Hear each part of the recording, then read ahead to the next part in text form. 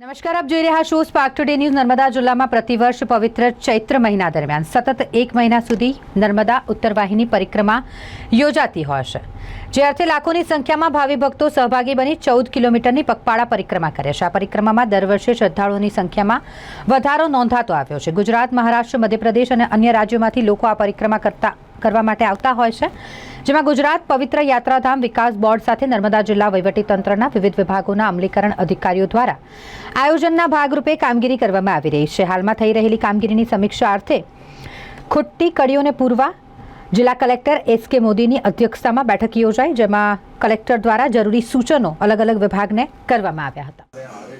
તેમ છતાં પણ તમારા તરફથી કોઈ હતું તે મુજબ જ થશે, કેમ કે આ રસ્તા જે છે એ વખતે આ રૂટ કમ્પ્લીટ હતો।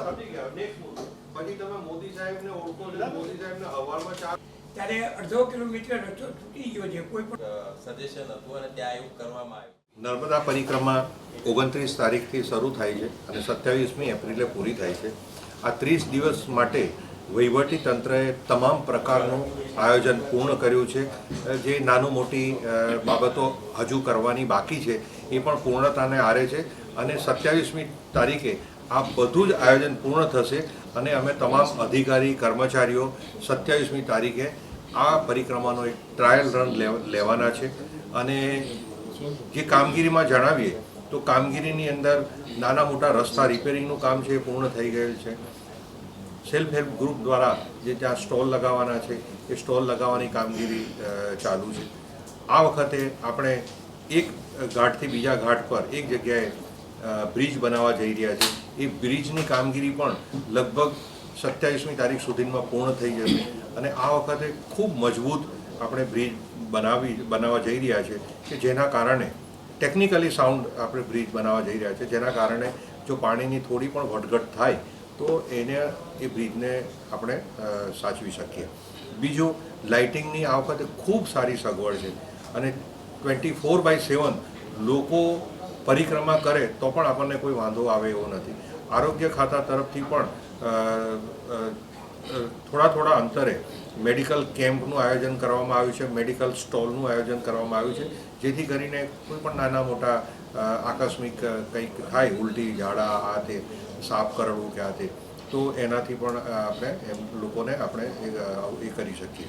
બીજું કે અત્યારે મગરનું બ્રીડિંગ સમય ચાલે છે, એટલે અમે આવા અનેક બોર્ડ મૂકવાના છે કે મગરથી બચો અને નાવા ધોવા અંદર નહીં જવું એવા બોર્ડ મૂકીને અમે લોકોને અવગત કરાવવાના છે।